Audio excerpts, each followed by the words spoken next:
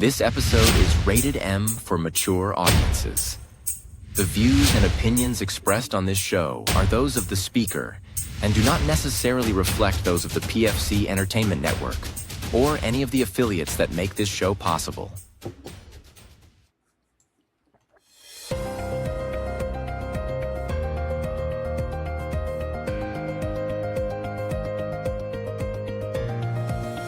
This is the Pure Fury Creations Entertainment Network.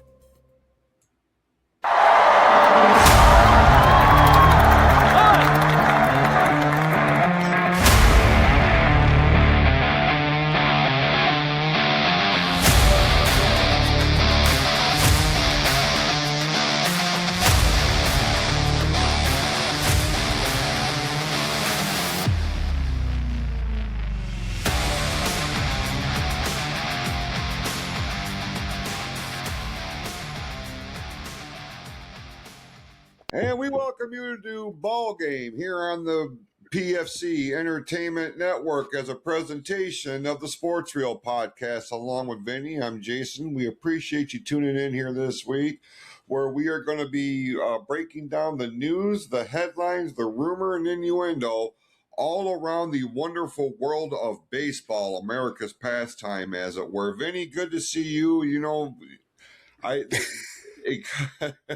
if we set up a camera and we recorded our crosstalk before we came on the air, like, number one, I feel like that would be an additional source of entertainment, but my God, we would really establish ourselves in a respective role where you are the baby face or the good guy of the equation, and evidently, Vinny, I am the ultimate heel. I'm the villain. So I'm going to go ahead and lean into that as we move forward here. But before we start talking about all things baseball, how's things in your neck of the woods, my friend? Well, you know, like I said, a little banged up, a little banged up on a weird story I got. Limp Bizkit here. Limp Bizkit.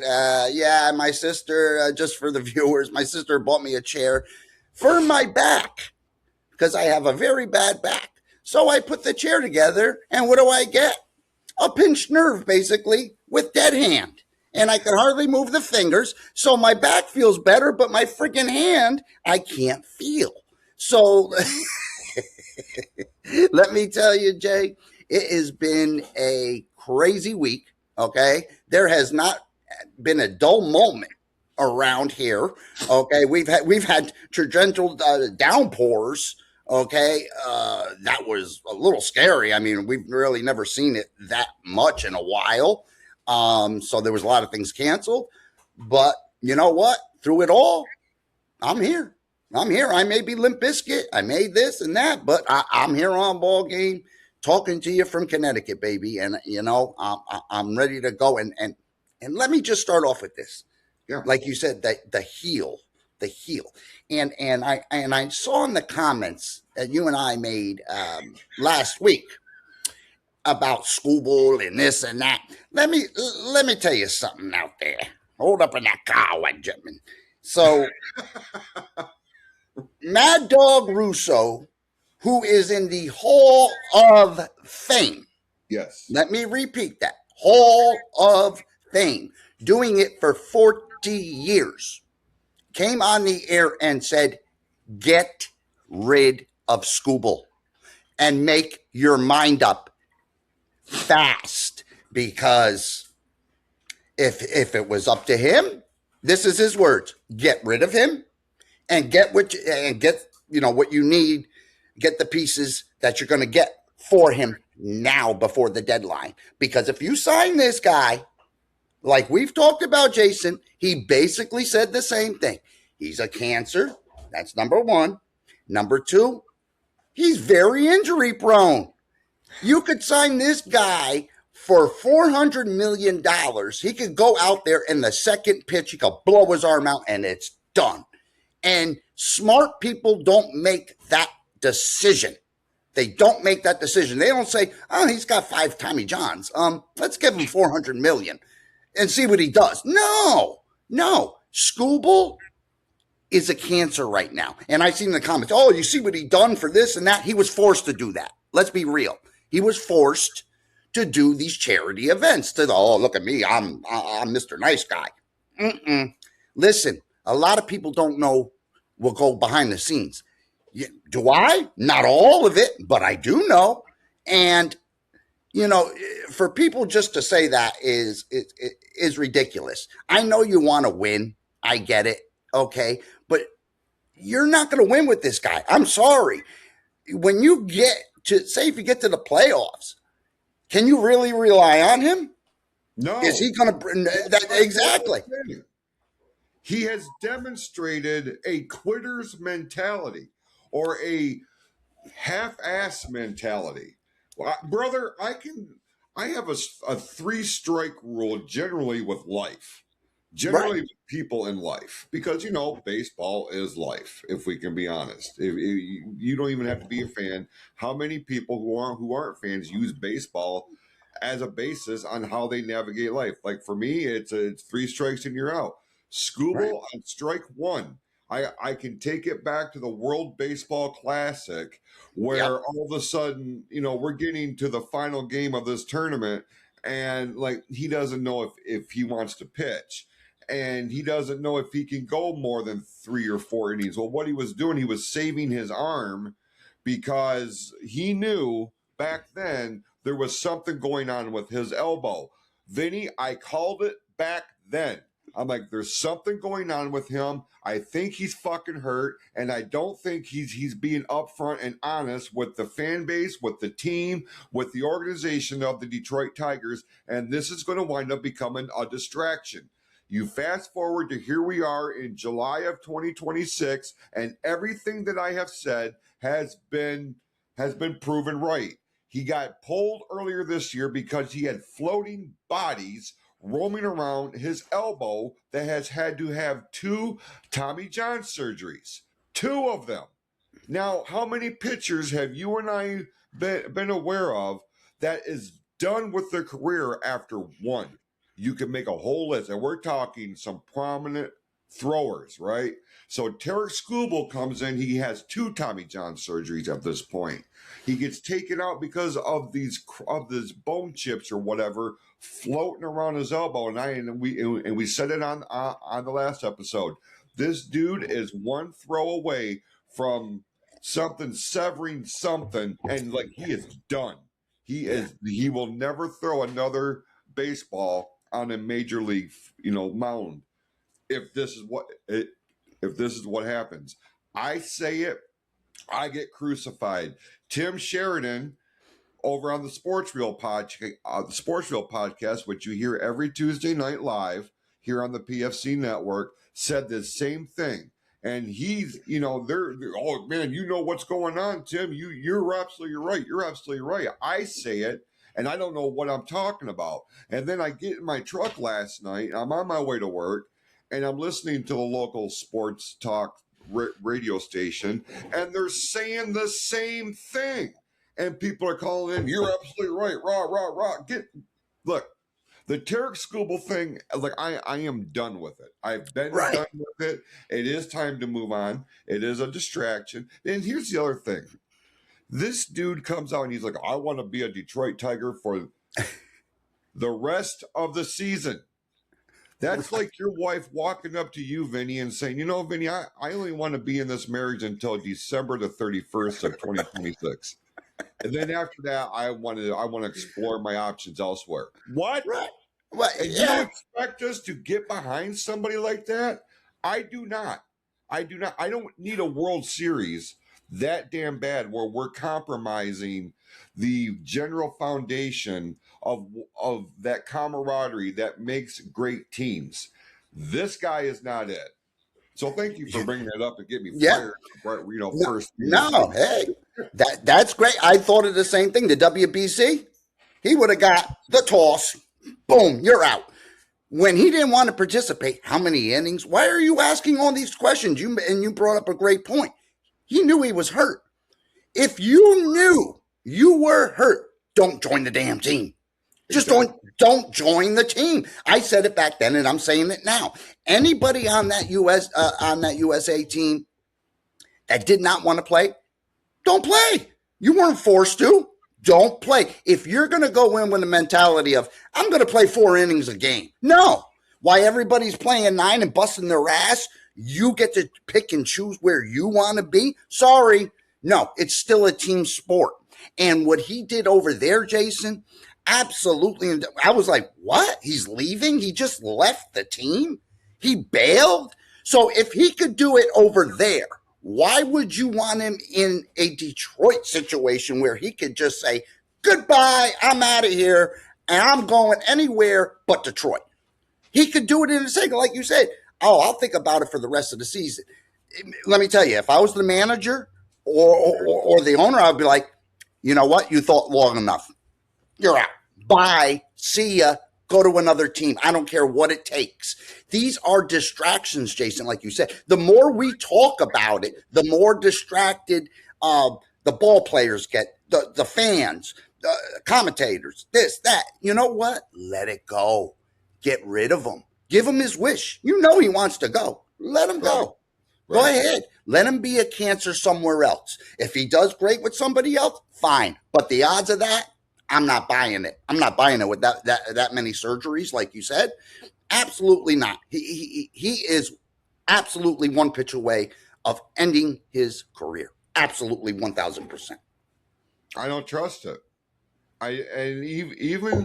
Even if we were to cut a 1-year deal with him right now, just to get this crap off the table, off the headlines, so we can actually focus on playing winning baseball. And this is the other thing that a lot of people are not talking about right now, is the tide of the team is dictating where his stance is.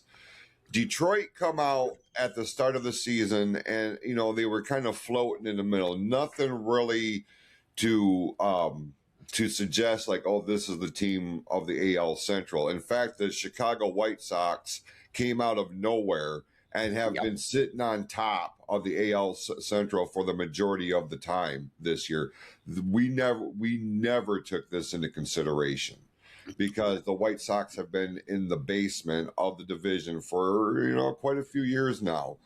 And now that the Tigers are on this upswing, and since the week before All-Star break, they were the second best team, or the second hottest team in all of baseball, was the Detroit Tigers. And all of a sudden, Tarek Skubal is a little bit sweeter on the Detroit Tigers. But it's not lost on me when they were going through the stretch where they were losing eight out of 10, and they kept falling further and further down. Well, then all the trade talks started intensifying. But now the Tigers are on this rebound, and we've talked about this. They are on this roller coaster throughout this entire season.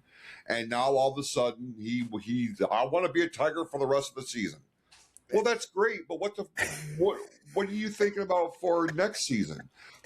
With the lockout looming, there's a lot of question marks here, right? Now, I don't want to be on the hook for this guy if we got to pay him all this money and he's not, like, nobody's playing. Like, what are you doing right now? You are not where you want to be in terms of being considered one of the all-time greats in baseball. And don't give me the argument, well, he's a 2-time Cy Young Award winner for the American League, which has sucked ass for the last 5 years.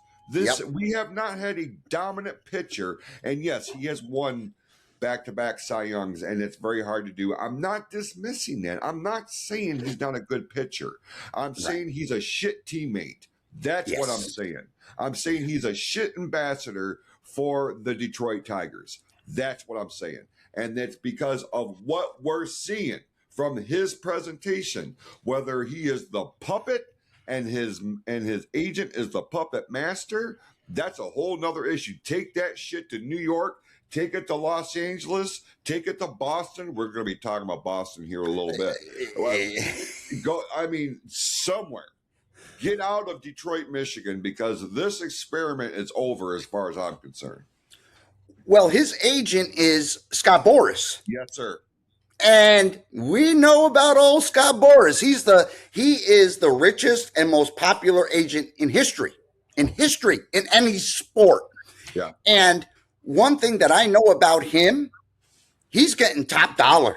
He wants top dollar for every single agent. And if the Tigers are just 5,000 below, no. He's going to the highest bidder. And that's the key. Scott Boras, if you like him or not, which I don't really like him because these contracts are ridiculous. He's kind of a douche, yeah. Yeah, he's kind of a dickhead. But, I'm not a fan for this guy, but he will go for a bat for you. He will take you to that promised land. Now, he's probably already got it planned out. Let's be real. And you brought up a great point. With the lockout, do they sign him to a different team and give him this big money and take a year off? Right? If say they don't play, now he's got a whole year's salary. And then the flip side is, they'll say, well, he got some rest for his arm, this and that.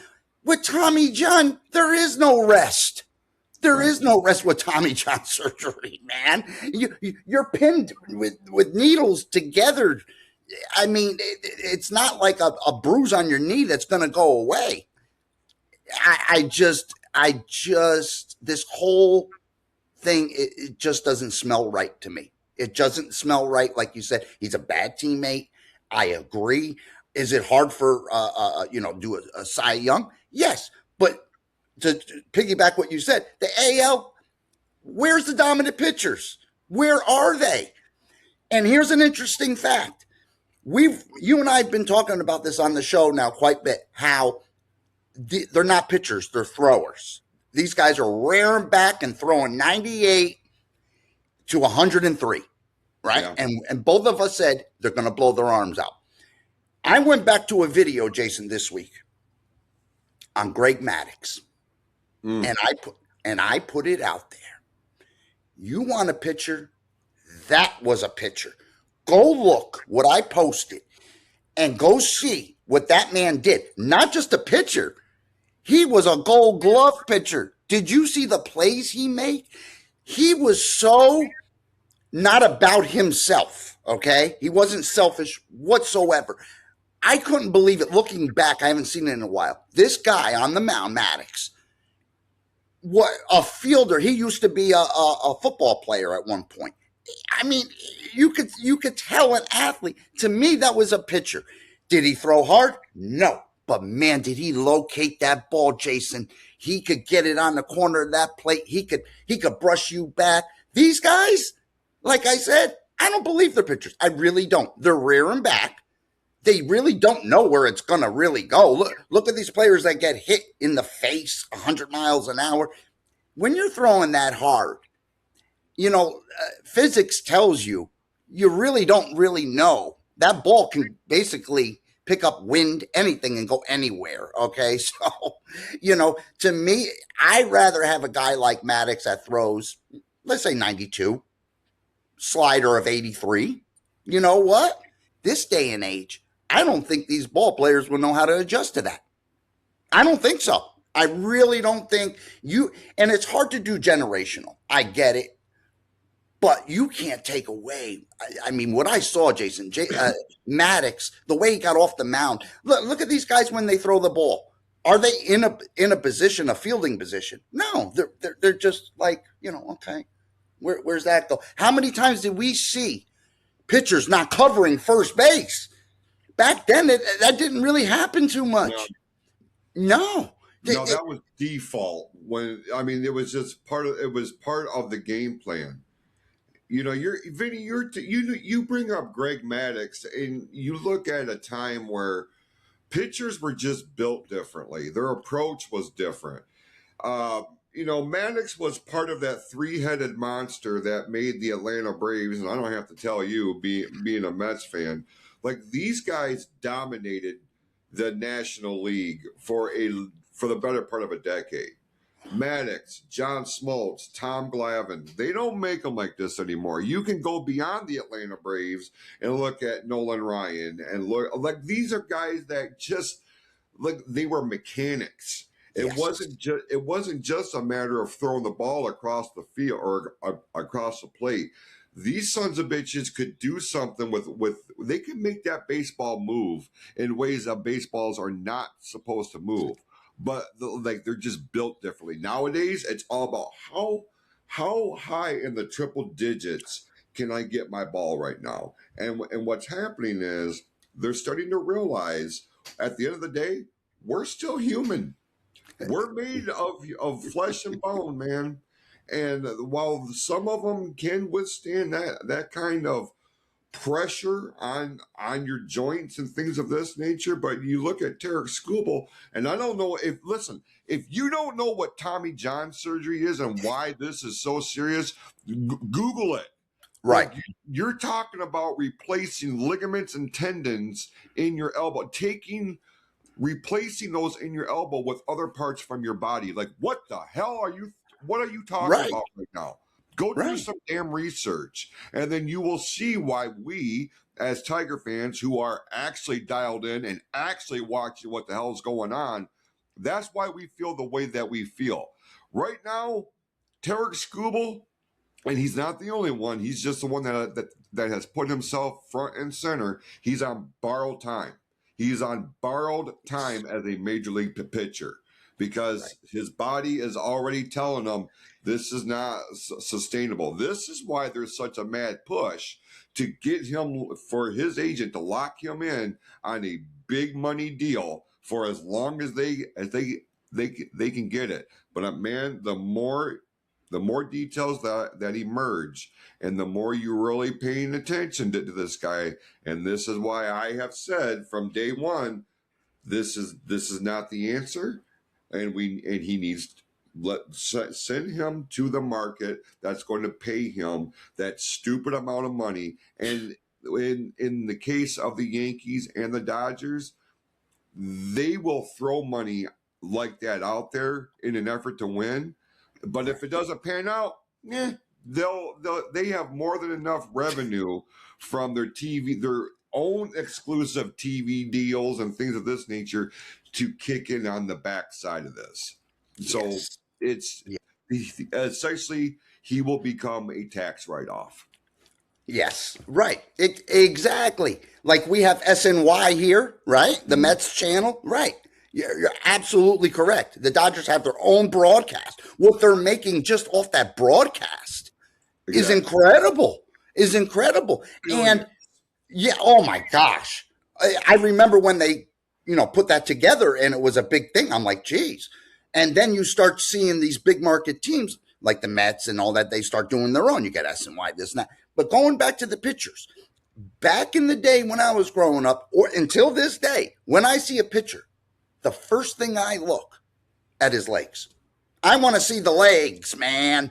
I'm not being perverted. I want to see if there's muscle down there because pitching comes from 90% of your lower body, which is your legs. The push creates your arm to go forward. If you have no push, you're all arm. You're all arm.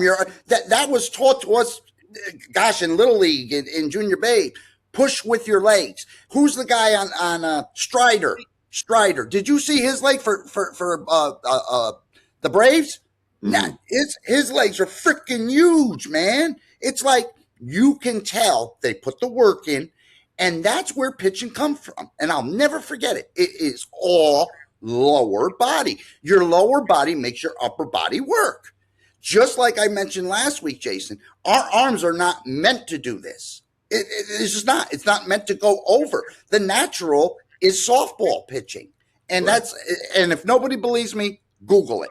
Because when you see women pitching out there, they pitch every game. Why? Because that's your natural motion. We're going against the grain. That's why you have shoulder injuries, elbow injuries, hand injuries.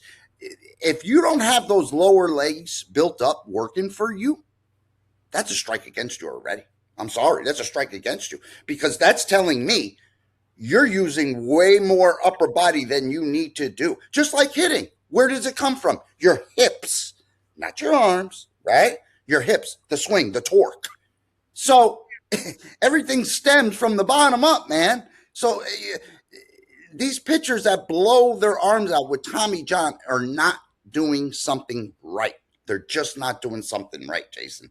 Their routine, their workout, their performance. Listen, if I went down with Tommy John and I said, shit, okay, what am I going to do? I would look for the best advice that I can. What can I do to avoid this? To avoid it. The damage is done, but what can I do? I don't care if I have to throw 10 miles an hour less, right? To have my career and to be, look at, okay, let me throw this out there. Who was it? R.A. Dickey, the knuckleballer. Yeah. Do you know his story? Yeah. He blew his arm out in the minor leagues. He used to throw like 95, right? He blew his arm out. He thought his career was over. One of the coaches said, hey, did you ever throw a knuckleball? So the guy showed him how to throw a freaking knuckleball. And here we are. He made a second career, you could say. He was a pitcher just throwing that. And then he blew his arm out. He was like, you know what? It's over. And it really was. And if it wasn't for that coach, I don't know what coach it was in the minors, taught him, the knuckleball. And look, he was one of the best knuckleballers in a long time that we have seen. Yes. Yeah. Yep. People hated to step up to the plate against him. That thing's shaking like this. Yeah. He annoyed people. Like Dickey was one of the but here's the thing. He is also the epitome of perseverance. Okay, this did not work out the way we originally thought. This was not the original plan. So what can I do based on my capabilities to still be impactful in today's game? And he found his role and he excelled at it until he physically could not anymore. Here's the question though. Yeah. Would that happen today, Jason? Hell no, it wouldn't. You're gone, right? You're gone. Yep. Elbow surgery, you're gone.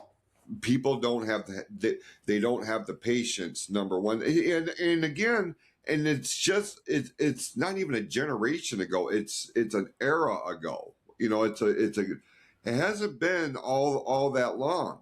But right. It seems like there was a lot more patience and time and actually took people into consideration. Okay, you were this. You can't be this anymore. So now we're going to take the time and figure out what you can do to make you, because we don't want to get rid of you. You're good. You mean everything to this team. You're the heart of this team. Nowadays, like you were alluding to, you get one injury or one thing, they'll ship you off. They'll designate you for assignment. They'll cut ties with you. And in some cases, another team will see something that, and then they'll claim you off waivers. They'll bring you in, and they'll come up with a different game plan. R.A. Dickey is one of those examples, and he was very successful at it. Oh my gosh! Nowadays, they just don't have the patience, like you said. Yeah, the patience. I don't know what else to say. It is the patience. It's a lack of patience. And how many players probably could have been something else these days if it didn't work out, right? Back then, like we said, they had patience. Today, it's no. So how many players have we really thrown away that really could have been like, okay, you're talking about professional players, Jason. You're trying to tell me a pitcher can't, hit a 95 mile an hour fastball? He can't become a hitter? These guys hit too when they were coming up. There might be some, like you said, a role for them. Okay, the pitching didn't work out. Let's go to the knuckleball. That's still pitching. Okay, you know what? You still have a decent arm. Let's put you in right field for now. He might have a good bat. There's plenty. That look at the pitchers back in the day. Really good. Tom Glavine. There you go. How good of a hitter was Tom Glavine? Tom Glavine was a great hitter every time. Now we don't get to see that because you have the DH in both leagues. Right. But you get to see what the pitchers have in their bats. And Tom Glavine and Maddox can freaking hit, man. They can hit. Yeah. They had some pop. I think about, when we talk about patience and we talk about like knowledge, because obviously as we come into this day and age, technology has opened the doors for medicinal issues. When things are going on, when injuries happen, we have a lot better understanding as to how our bodies work. I think of, especially here locally, I think of Mark Fidrich, the bird, as it were. Right. This guy came in 1976 and set not just the Tigers on fire, he set baseball on fire because he was just so unorthodox. Do you know what ended his career? I do not. Torn rotator cuff. Now, how common of an injury is that nowadays, right? That in and out. In 77 and 78, they didn't have that kind of knowledge as to what actually goes into a torn. They didn't even know he tore his rotator cuff. They just knew he wasn't able to throw. So the Tigers cut him. I can do that for you right now. You know what it looks like? This. Yeah. See that scar? Yeah. Okay. That's what it considered back in the 70s. Not even like you said. I tore my rotator cuff with the labrum, Jason. It was a 4-hour surgery. That was back in 2005. Now they do it microscopically. That scar, like you were just saying, that scar is about 5 inches long. And I have, what is it? Not just plates, anchors in there to hold my shoulder together. And I'm right-handed. That happened to my left. Mm-hmm. So, like, to your point, absolutely, that's the only way they could do it back then. And surgery today, if what you said ended his career, if he was pitching in the early 2000s, he would have been fine. He would have been fine. Absolutely. That's a great comparison because the medical research just wasn't there. Like you said, a rotator cuff was a devastating injury back then. Oh, man, that's it. Your career ending. You tore your rotator cuff, bro. You make a great point on that. I mean, that's spot on, Jay. That's spot on. You know what? I really didn't think of that. I really didn't think of the age of the 70s, of all their injuries compared to now what they can do. And yes, it's just the times that we were in. We can't control that. Right. But you make a damn good point. That I got to give you props on. That was a really good point there. I like that. I appreciate that, because I don't know what the hell I'm talking about. I get told that I had people tell me I don't even watch baseball, Vinny. I heard a guy told me I got a speech impediment.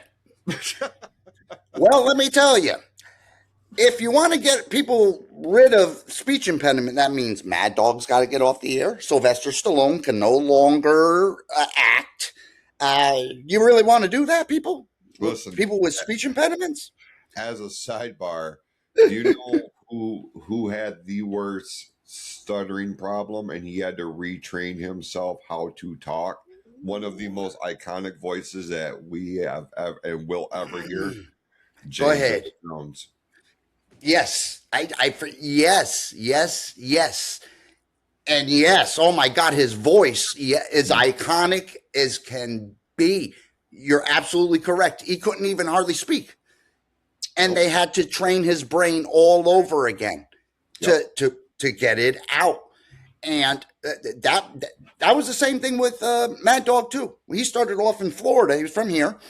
And they said, they always refer to him as Donald Duck on steroids, right? Yep.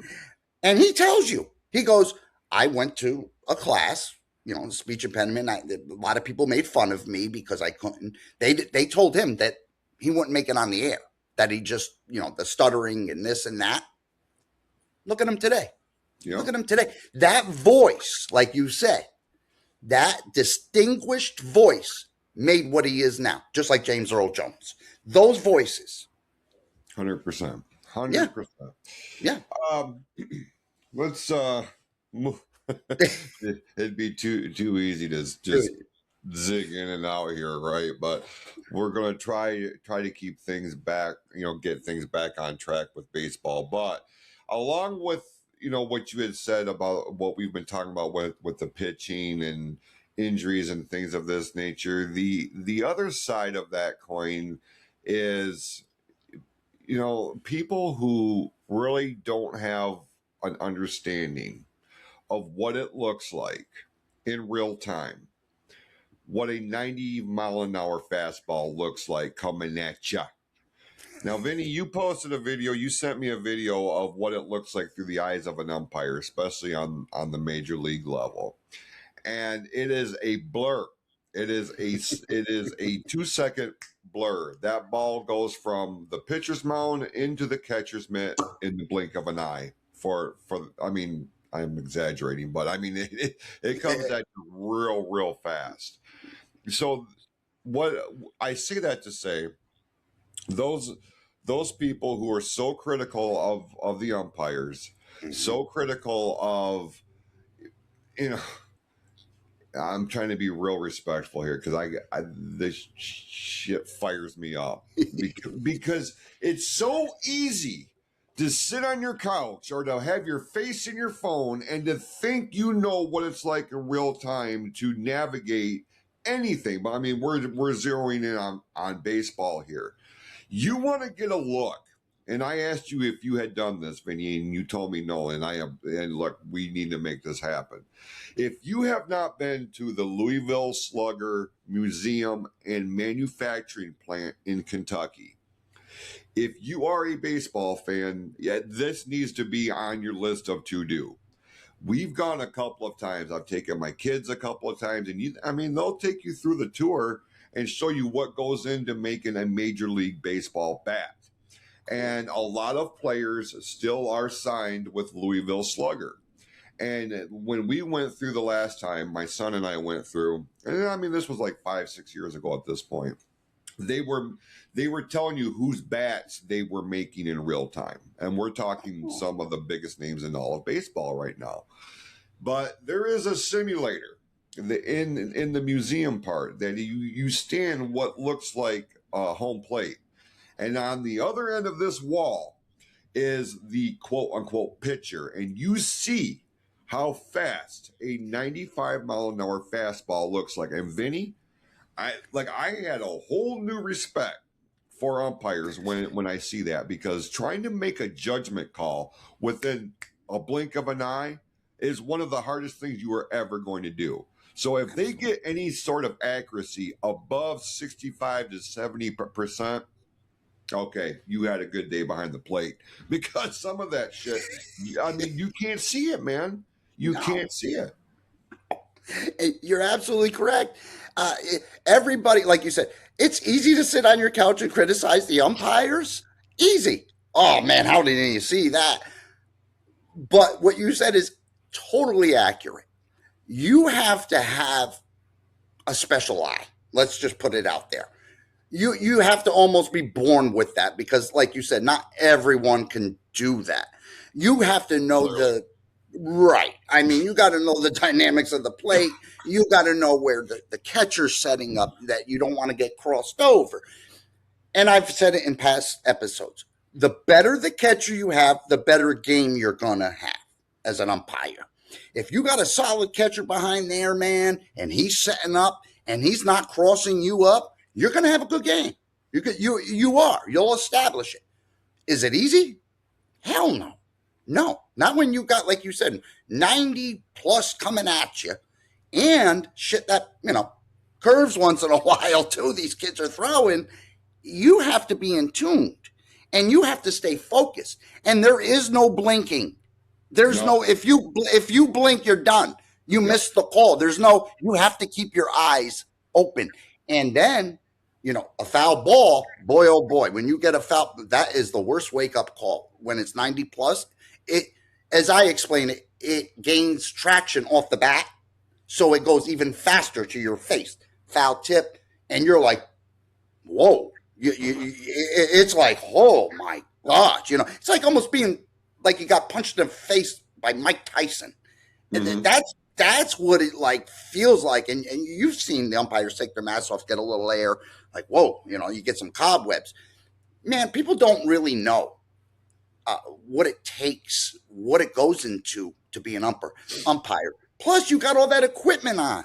It's hot. You're irritable. Okay? Picture yourself on a 95-degree day. You got, what, 20 pounds of equipment on you. You got this and that. You got this and that. Man, number one, you're hot. You're not aggravated. It's your job, but you want to be out there, but the elements are just making it tough for you. Just like for the athletes, it makes it tough for the umpire too. It really, really does. And like I said, if you have a great catcher, that's one of the biggest keys of being a good umpire is having a great catcher behind you, in front of you, not behind you, in front of you. Yeah. No, for sure. 100%. Yeah. I wish people would stop being so critical. Stop acting like you know everything, especially when you've never stepped foot on a ball diamond. Right. You know what I mean? Right. Yeah, I'm not talking about when you played when Little you League. were 10, 11, 12 years old on the Little League field. It's not comparable. Mm-hmm. I'm talking, even at a high school level, because some of these high school kids are throwing 75, 80 miles an hour right now. Absolutely. My son, my son is a first baseman, but normally, but because he's left-handed, they've been having him they've been teaching him how to pitch, just in case they get into a jam. And I mean, tell me a scenario where having a good left-handed thrower is not beneficial, right? I was just going to say that. So these kids are throwing, at a high school level, 80 miles an hour, and it's only going up from there. You know what I mean? Because the more training they get, and the more experience they get, and the stronger they get, like that velocity is going to go up, up, up, up. And it's real easy to sit there. Oh, that's they're sitting there. How could you blow that call, or how could he miss that? Well, like you said, he may have blinked on that particular throw. You can't call what you hear. You have to call what you see. You know Right. what I mean? Now, and how many times do we see the catchers, if they're catching the ball this far out from the strike zone, they're bringing it right back. I mean, with Right. an eye. So Yes. at the end of that manual Blink. that glove is in the strike zone. You know what I mean? And sometimes they get away with it. But that's the human element of this. Exactly. But then you get this. Oh. I knew I. I can't freaking stand the freaking challenge. Everybody's coming off the field. Here, take that. Oh, I can't stand it. It's like, and you know what I forgot to mention too, when we were talking about umpires? Yes, we will give calls back, Jason. We definitely will. If we miss a call and it was close, the next inning, if it's close, we even it up. And if nobody believes me, then don't believe me, because it happens. Sure. It could be any situation, a little high, a little low. Where's he calling it? You go, oh shit. Because as an umpire, you go, oh, damn, I blew that call. You know it. And the catcher knows it. And the batter knows it. Okay. You don't say, I'm going to get you next time. You don't say that. You punch him out, whatever you do. The next one comes up. You kind of even it out. You in a certain, like that situation that player was in, the same situation. Okay, I'm going to give it to him just a little bit. I'm going to even it up a little bit. And that's too makes a good umpire, because it's fair. Okay, I'm acknowledging I messed up, just like ball players, but I'll make it up to you. Just like a ball player, right? He strikes out 3 times, but he hits a home run. I'll make it up to you. Okay, at the end of the game.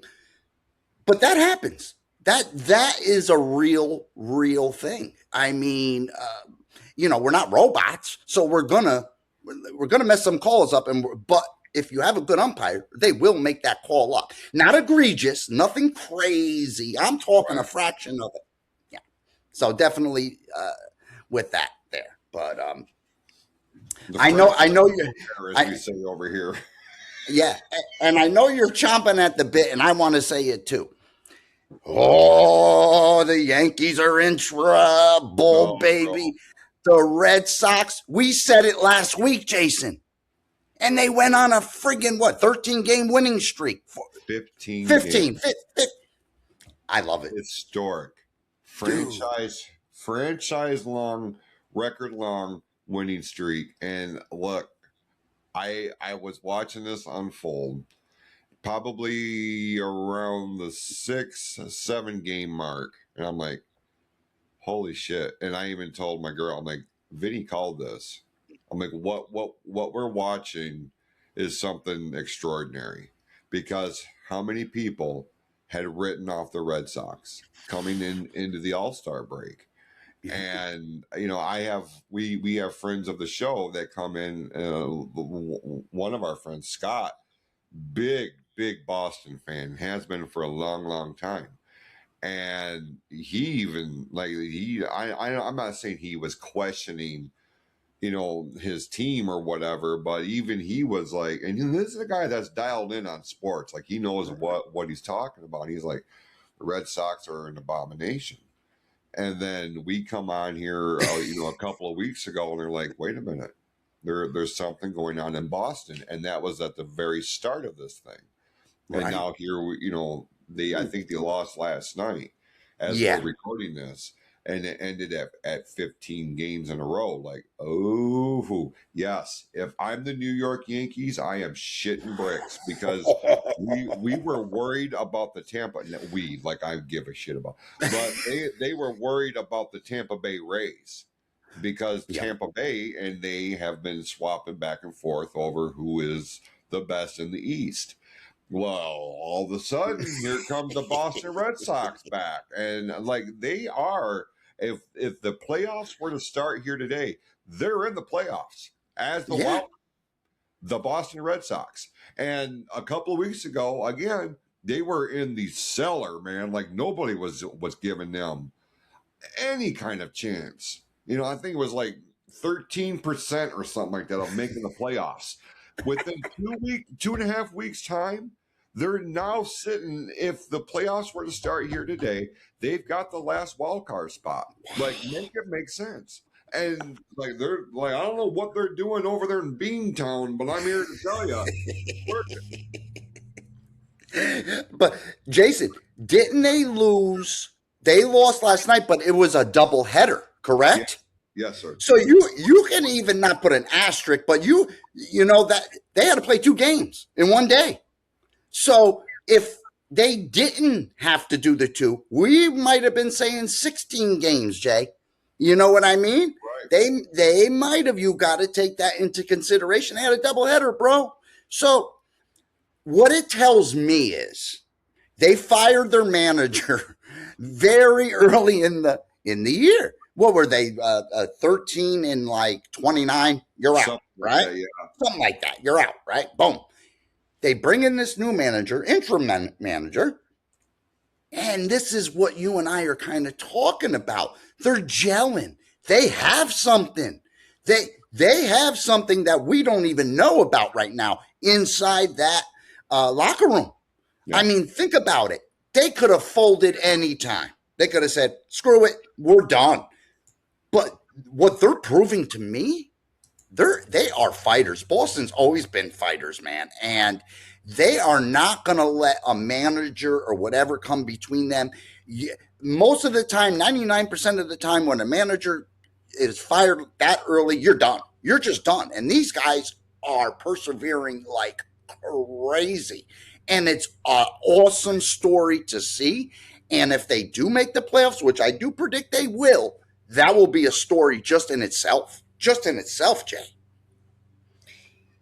Yeah, there would be a lot to build upon going into the next season for sure. But just this resurgence, like I was just looking at the standings here. Now in all of baseball, right now, the Dodgers, statistically speaking, remain the best team in baseball, but right on their heels are the Milwaukee Brewers at a game and a half behind the Dodgers. Now, interesting enough is the Atlanta Braves. The Atlanta Braves in all of baseball, they're the third best team in the sport at 4.5 games behind the Dodgers. But when you break it down by the division, the Atlanta Braves have been running away with their division. I mean, the gap has closed a little bit because Philadelphia is trying to make some traction. Now they have gone 4-6 in the last 10 games, but they're 5.5 games behind Atlanta. Now, a couple of weeks ago, Atlanta had a double-digit lead in the division. So the fact that the Phillies are trying to make some moves, it's trying to tighten up that division. And then you look at the NL Central, and that was a close, guarded race there for a minute. But I mean, once we come into All-Star break, there's more of a gap now. The Milwaukee Brewers are sitting on top. The Cubs are trying to get back into the hunt of things. But I mean, other teams like the St. Louis Cardinals, the Cincinnati Reds, like, man, they're just struggling to gain any kind of traction. The Reds are trying, man. Like, the one thing I appreciate about the Cincinnati Reds, Vinny, is they don't give up. That Right. like they demonstrate a grit that not a lot of people are talking about or focusing on. But I mean, in the last 10 games, they've gone 6-4. So when you can put streaks like that, eventually this is what separates the cream from the crop, because the best will always rise. And granted, there's only a few. There's select spots with the way the playoffs are structured nowadays, but with trade deadline looming, there's going to be a lot of teams that are going to be buyers. There's going to be teams that are going to be sellers. How committed are you, especially if you are on the line? Like, you could make a run here if you go out and get the right pieces. And, this is where Boston is going to be very dangerous, and they historically have been. Because when they get on a streak like this, they will push all their chips into the center of the table and let's go. And it is that rivalry with the New York Yankees that fuels that shit. Because even if they don't make it to the World Series, if they can go into the offseason knowing that they were a thorn in the side of the Yankees, they will consider that a successful season. Oh, absolutely. Even if they just knocked them off. Holy cow. In the first round? Yeah. And we're forgetting one thing. Let's think back real quick. When we first started, I said, Jason, who I thought was dangerous? Arizona. Mm-hmm. Look at their record. If it wasn't for the Dodgers, they're in second place, correct? They are. Yeah. They are. Look, they're still dangerous, Jason. And what you were saying about sellers and buyers, they're going to be buying. Believe me, don't underestimate Arizona. I've always said they're very, very aggressive on the base paths. I mean, go look at their games. And for some reason, I just can't get them out of my head, kind of. I think they're going to make the playoffs. I really do. I don't know how many games back in the wild card, but if they do, Jay, I could see them making noise again. I really, really do. Corbin Carroll and all these guys. I mean, they're great, man. Speed, and that's what they have. A lot of speed. Marte, they got Marte on the team. Well, I mean, they're a very fast team. If they make the playoffs, that's going to be a hard out. Whoever's playing them. If the playoffs were to start today, the Diamondbacks would be in the wild card. Yep. It would be because right now in the division, and this is what throws people off. They look strictly at the division and not at the league as a whole, and that's where a lot of people get hung up. Because in the division, they're 11 games behind the Dodgers. But We're talking about the Dodgers here. and they have dominated the NL West for the last handful of years. Yeah. But if it would start, we would get the Dodgers, the Brewers, and the Braves because they are the division leaders, right? Underneath them, if it was to start here today, it would be the Chicago Cubs, it would be the Philadelphia Phillies, and the Arizona Diamondbacks. Wow. Now, right on their heels is where we have that next group of the Pirates, the Cardinals, and the Marlins. Now, again, these are teams that people are dismissing. But like we just talked about with the Boston Red Sox, who go on this amazing and, albeit historic winning streak. I mean, winning 15 games in a row does not happen very often. Like this is something extraordinary. So don't use this as the norm, because if you do, you're gonna wind up hurting your own heart. You're going to disappoint yourself. You can't do that. But with the way the wild card thing is set up, Arizona, and it is because you have said this is the team I'm paying attention to. Well, if you put that kind of stock into them, I'm going to pay attention to them. Like, what are you seeing that I have not picked up on? And you're absolutely right. The D-backs are low key, man. They're low key dangerous. I say the same thing with the American League with at the time the Seattle Mariners. Especially last season, like the Seattle Mariners got on a roll, and it wasn't until we were on the eve of the playoffs that people are like, "Oh shit, the Mariners are doing something." They just won the division, and you're just now paying attention to them. That's what drives me nuts about all these keyboard warriors that are going to sit there on their stupid phone. You guys don't know what you're talking about. Kiss my ass. Because everything that we've talked about to the start of this program has come to fruition. I mean, come on. Exactly. How do you, if you're in Seattle and you say, where did they come from? No. You're not paying attention. Yeah. Let me tell you, if anybody calls themselves a fan, right, so-called fan, and doesn't know what position their own team is in, man, you're lost. You're in left field in the parking lot. I mean, get a clue. In like TikTok and Instagram and all the, like, you're getting headlines from second, third source websites who really don't have an idea as to what's going on. They're just, I mean, they're the Inquirer. Yeah. You're getting it from the Inquirer. Yeah. 100%. It's like, there you go. Pay attention. Yeah. Pay attention. And like you said, and like perfectly put, if you don't know where your hometown team or where your favorite team is, because we get this a lot, especially where I work. All of a sudden people are showing up in Dodgers hats and Yankees hats, but they could not tell you their starting rotation in pitching. They couldn't tell you who their starting first baseman is. They couldn't even tell you who the star of their team is, unless that person has made so much noise that they're all over the headlines. You feel me? And it's like, I got no time for people like you. You can sit there and hop on your social media accounts and slam us all you want about how we don't know what we're talking about and all this other shit.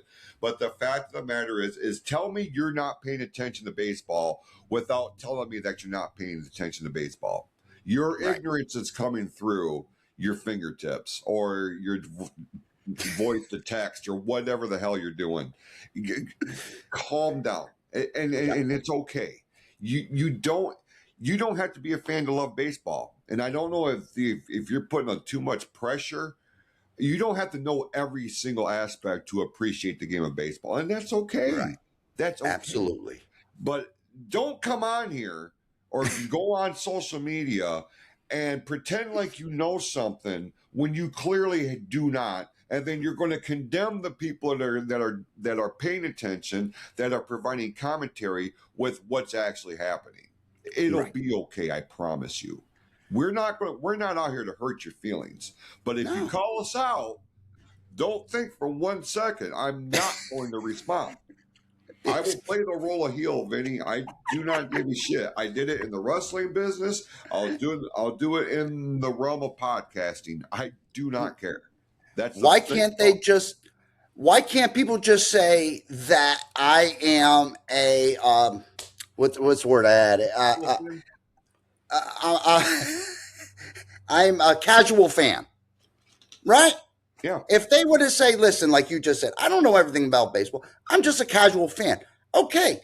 I don't expect, then if you tell me that, I don't expect you to know everything. But if you're consistent and you're like, okay, I'm a Mets fan, but I'm not that much into it, just what I said, and I can respect that more. But like you said, when people start to go overboard and it's time and they put a different hat on and this and that, and you don't even know your own team's rotation or third baseman or this and that, you can't throw anything at us then. You can't say crap to us when you were, say, a Mets fan for most of the season, and then you come in on playoff time and you've got a Dodgers hat on. No, that doesn't work with me. I'll call you out on that. Wait a minute, hold on. Why do you got to? Oh well, it's the playoffs, so I'm going for the Dodgers. Well, did you have to buy their hat? Right. Okay, if you want to go for someone because they're out, I get it. But you know what? Sports is a little weird when it comes to, when it comes to the fan base, because like you said, you got very intelligent people that are on top of it 24/7, and you got people that are just out there to piss you off, that have no clue at all. None at all. 100%, man. 100%. Gonna be crazy. We're coming up. We only have, God, like less than a week, maybe just over a week before the trade deadline. August the 3rd at 6 p.m. is the trade deadline. A lot of teams are kind of jockeying for a position, and the one headline that stood out to me this week, Vinny, was, and again, because they are a division rival, but they've garnered a lot of attention this season, is the Chicago White Sox. And they could be going all in to make a serious run at this by looking at Mason Miller of the Padres. Now, this guy has been virtually unhittable for San Diego as their closer. And even though he is under arbitration control for the next 3 seasons, I feel like the White Sox are at a point right now where they're willing to spend the money, because everybody in that on that side of Chicago is riding this fevered pitch. There's so much resurgence with the White Sox team that owners, now imagine you have owners that actually want to invest in their team to win. Shit. But they're doing this. And Mason Miller is one of those players. I don't know how much you've been paying attention to this kid, Vinny, but if the White Sox, and not just the White Sox, but anybody, if they were to acquire Miller from the Padres, that is a huge, huge upgrade in their bullpen for sure. Absolutely. Yes, I know who exactly. He is the gas man. Holy cow. Yeah, he's the one with the triple digits, and he could put it there. And if that's what they need, Jason, go get him. If that's if they feel that's going to get them over the hump into the playoffs, do it. I would say the position they're in now, what do you got to lose? Go get a Miller. Go get some other pieces, because right now you're thriving, and every team at this point is missing a piece, so they need something. And I would say go all in. I mean, you're in first place, right? I mean, go all in. And number two, The trade deadline. Did they just push it forward? It used to be July 31st. I think this because we started a couple days later this year with the regular season. I feel like that's why it got bumped up a few more days. Because when you say August 3rd, I was like, wait, what happened to July 31st? But anyway, yeah, no. Listen, what I would say, if anybody is at 500 right now, right? 500 and above, I would say maybe 5 or 6 games over 500, I would go in. Because like you said, both divisions, American League, National League, to me, they'll be not wide open, but there'll be openings. So go for it. What do you got to lose? And if it doesn't come to fruition, well, you know what? You just added another piece to your puzzle for next year. You know what I mean? So it's not a complete loss. If you go out and pick up a closer, like you just said, and say another slugger, and you did not make the playoffs, you just came up a few games shy. To me, that's a win, because now I'm going into next year with these two guys that I already acquired with more knowledge and what I need more for that coming year to go and get over that hump. Absolutely. I mean, you have to be, and this is where the owners kind of, with their pockets and everything, it kind of messes everything up for everybody, because we really do need a cap, because it shouldn't be as easy as, we'll give you $500 million to come right now, and to me, it just puts a crutch on the whole thing, and everybody's trying to make the top dollar. You know what I want to see, Jason? I want to see a good product out there. That's what I want to see. I want to see a ball game that's going to be exciting, not 29-1.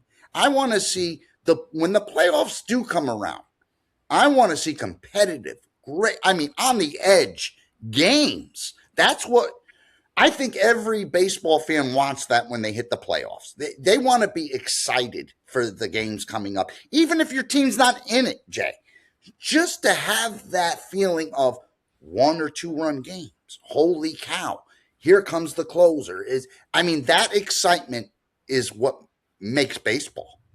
The edge of the seat kind of stuff is no other sport better, even football, right now.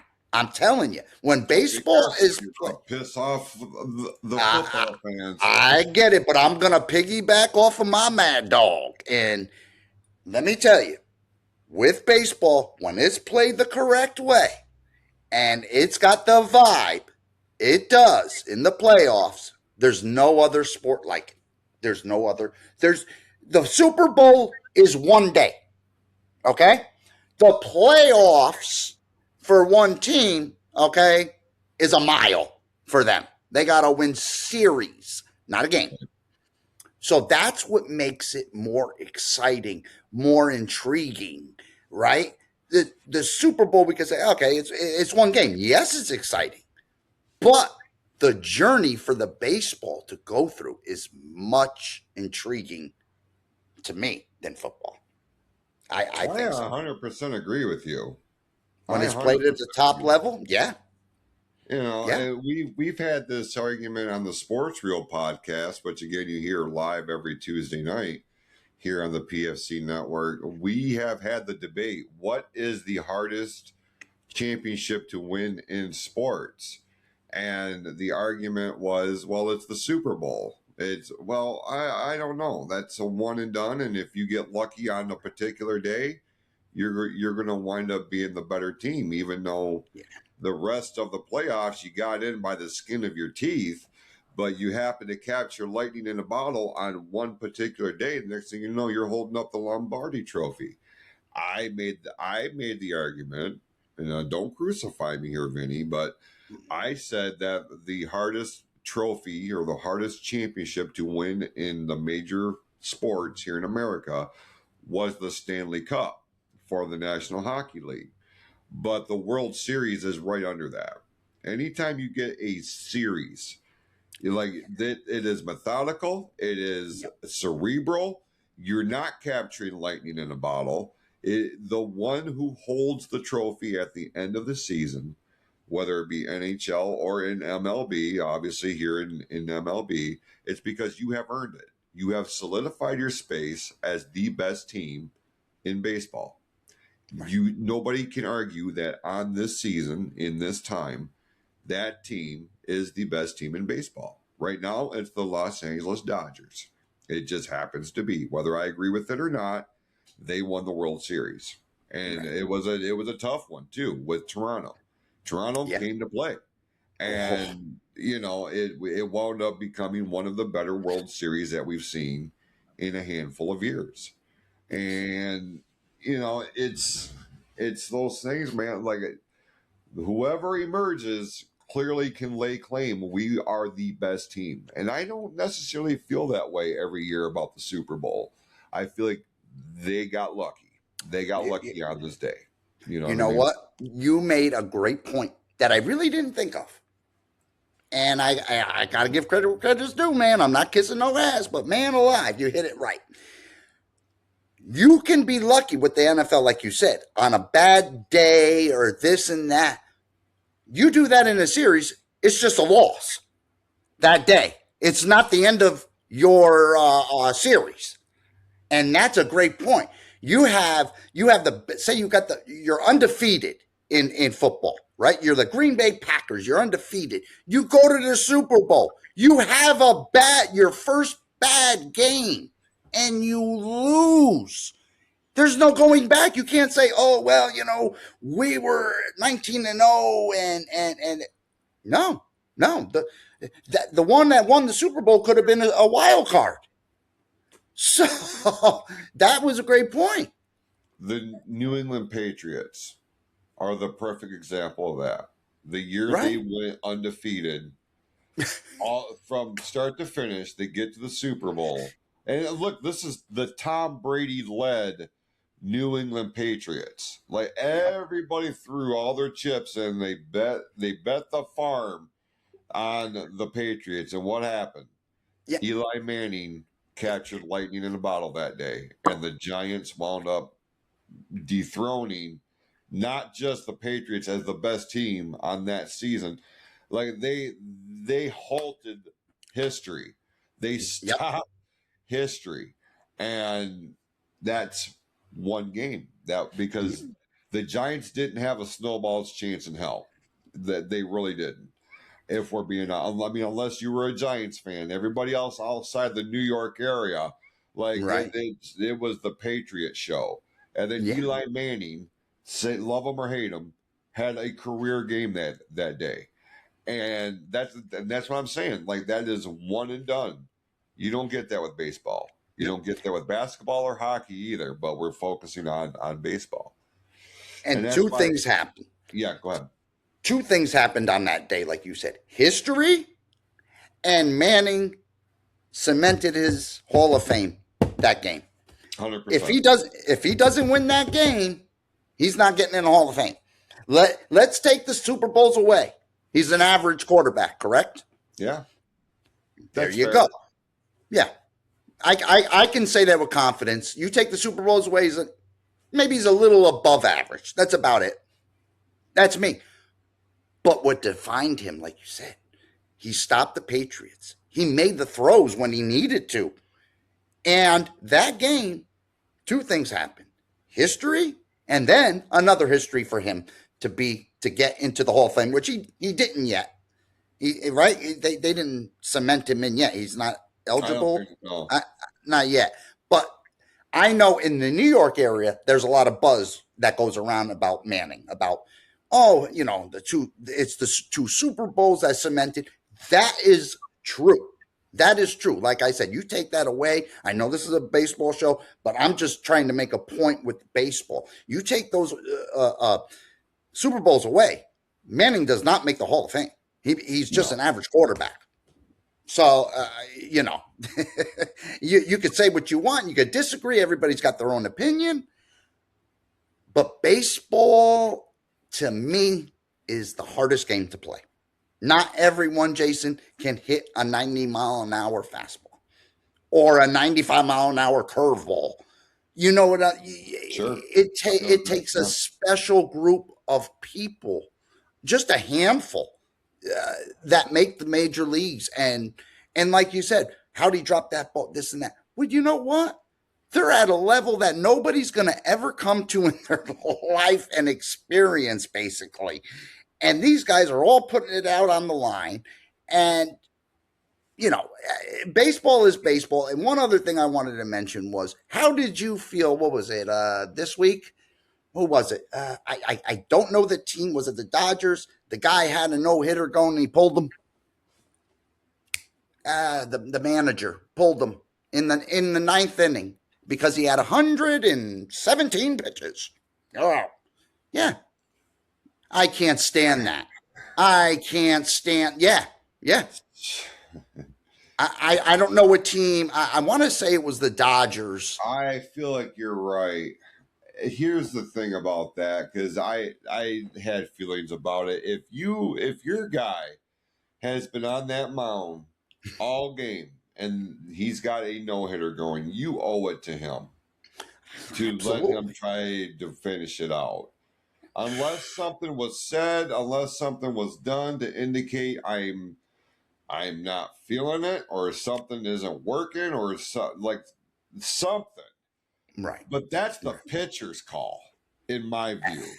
If he came that far, especially going into the ninth inning, and you got a no-hitter going, Yeah. Come on. At the end of the day, that's about a win and a loss, and I understand that. But if we're talking about the Dodgers, they have the luxury of a little bit of wiggle room to give this guy an opportunity to make his own history, and Right. you fucked it up. Because That's what I'm saying. You can win, but then you have history, and he could have been history.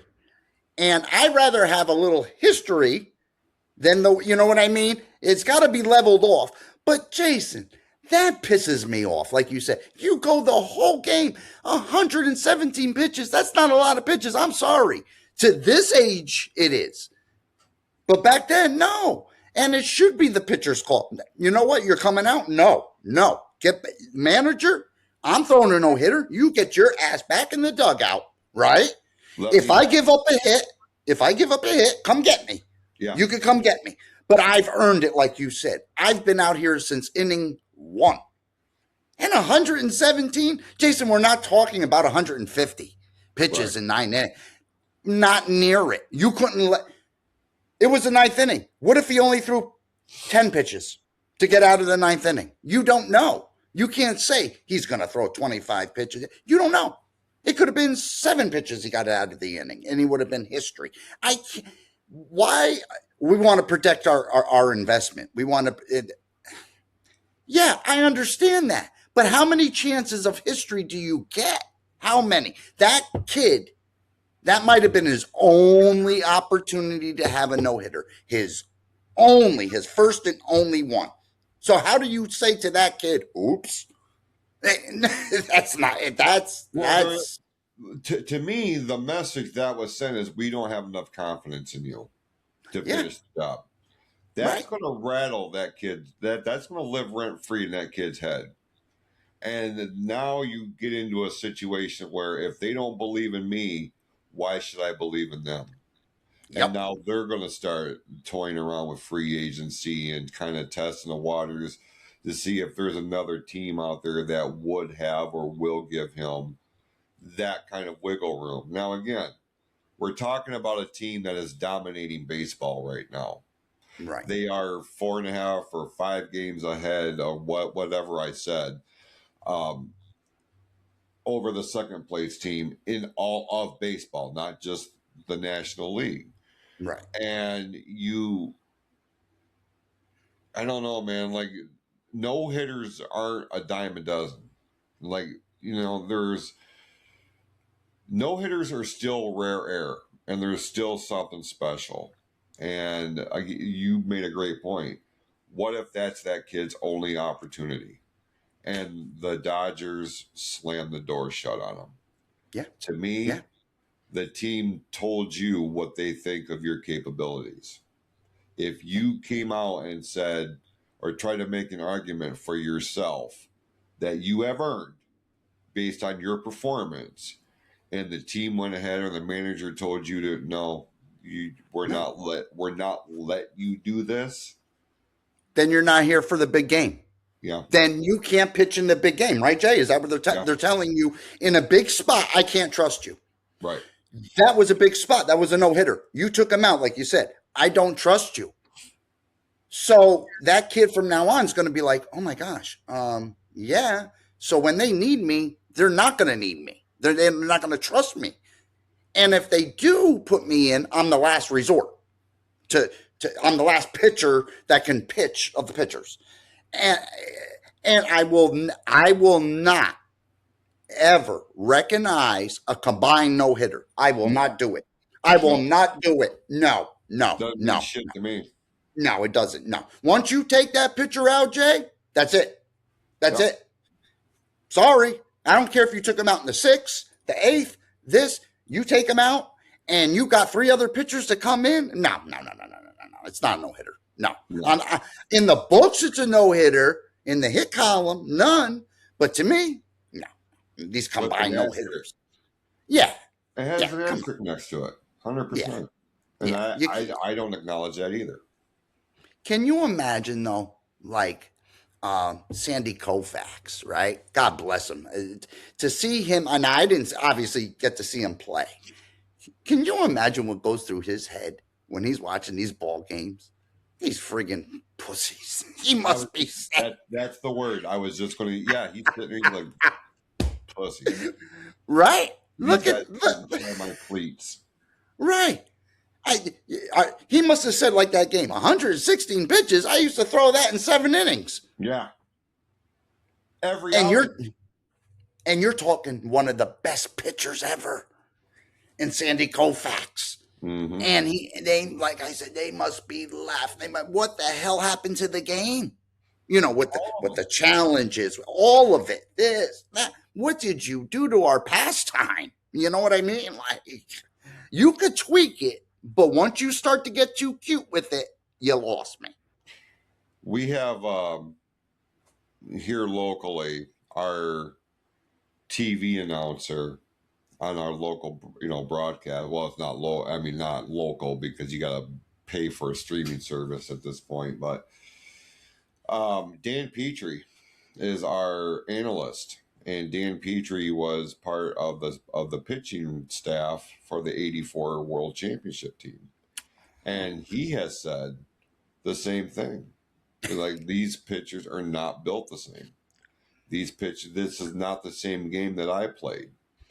And, we've mentioned Nolan Ryan here today. We've mentioned Tom Glavine. We've mentioned John Smoltz. We've mentioned Greg Maddux. You can Randy Johnson, Roger Clemens. We can go right on down the line and talk about some of the most iconic pitchers in the history of baseball. And they're looking at a lot of these scenarios, the Tarek Skubals and things of this nature, and they're either shaking their heads or they're laughing their asses off. Because, dare I say, and this will be my hot take for the week, I'll go ahead and put the villain hat on. 9 pitchers out of 10 in today's baseball, Vinny, couldn't hack it in the era that we grew up in. They're just not built the same. They would never survive. I agree. I agree with you 1,000%. And Jay, it's said almost every day on the station I listen to. What you just said, these players, I know they got to be laughing, because I would be laughing if I grew up in the the 50s. Yeah, we're laughing now, and we weren't in the major leagues. But what we saw, to me, what you made the pitcher into a pansy. You made the pitcher into a pitcher pansy. What was the excuse for not letting these guys go? The money. The money start growing. It wasn't injuries. Don't go off that. It wasn't injuries at all. because we've been playing this game for over 100 years, right? And those pitchers in the 30s, 40s, they weren't hurt. They didn't have career-ending this and that back then. They didn't have a lot of technology. So they had to go out and they had to throw 160, 180 pitches. But what you're telling today's game, like you said, too, okay, all we expect, they expect 5 innings out of these guys. Jason, that's not even a Little League game. Right. 6 innings a Little League game. Are you kidding me? Do you think, like they said, do you think Ted Williams and all these older players with the pitch clock, not looking up at the pitcher 8 seconds? No, they be staring that motherfucker down, the pitcher. They be staring him down. They won't be looking at the floor. They won't be doing this or itching their crotch. They be looking right at him. And that's the difference between these 3 errors, whatever you want to say. They didn't mess around back then. You know what? They drilled you. You know, they did a lot of things back then that were legit, that they had access over in that time and day back then. But man, what they're making them into is a disgrace. Is a disgrace. It's there's no other word that you can describe than a disgrace and a pansy that you're making these pitchers. Could not agree more, man. Couldn't agree more. But hey, again, we don't know what we're talking about. No. We don't know shit. No. We got speech impediments and this and that and all that. But yeah, limpy hand. Yeah, dead hand. But you keep tuning in, and that's why we keep doing this. And we certainly appreciate everybody who tuned in this week. Let me go ahead and throw my shameless plugs out here real quick, including our online store. If you haven't done so already, check out pfcsportsreel.printify.me. And within that store, you will get the official ball game merchandise. All things exclusively for our show with my face, Vinny's face.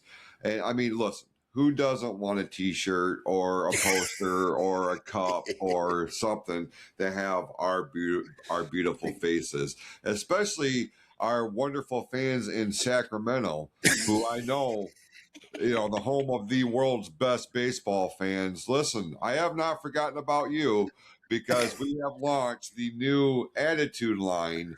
And yes, part of that is anchored by I Love Sacramento. And that's awesome. That's awesome. In your Oakland athletic colors, I did throw one in there with the Sacramento Kings colors, because you have to represent. But be that as it may, what's funny about this, Vinny, is, and I told you this off air, but I wanted to make mention of it on air. Our good friend Jorge over in Sacramento purchased one of the green shirts, and I believe Printify is sending that over to Sacramento. Like, dude, when I saw that, I giggled. I texted Tim. I'm like, you ain't gonna believe this shit. You know what you gotta say, Jay? Some of them have a sense of humor, and I do appreciate that. You know what you gotta say? Jorge, when you get that, put a message in the comments that you have it. Really, put it in. We want to see it. Maybe we want to hear from you. Yeah, we'll pop you on during ball game. See how you feel. You never know, right, Jay? We're open to it. Yeah, absolutely. Reach out to us. Look for us on Facebook, TikTok. Look for the PFC Entertainment Network or the Sports Reel podcast. They will send me that correspondence for sure. But yeah, hey, we want you on the show. If you have an opinion, you have a hot take or something along these lines, you have something to add to the show, we want you to be a part of the show. And the next time we are on the air, we will be live, and we will live stream and put the link out there and all that other stuff. So this show was pre-taped, obviously. But be that as it may, the next episode we will be live. Stay tuned to all of our socials.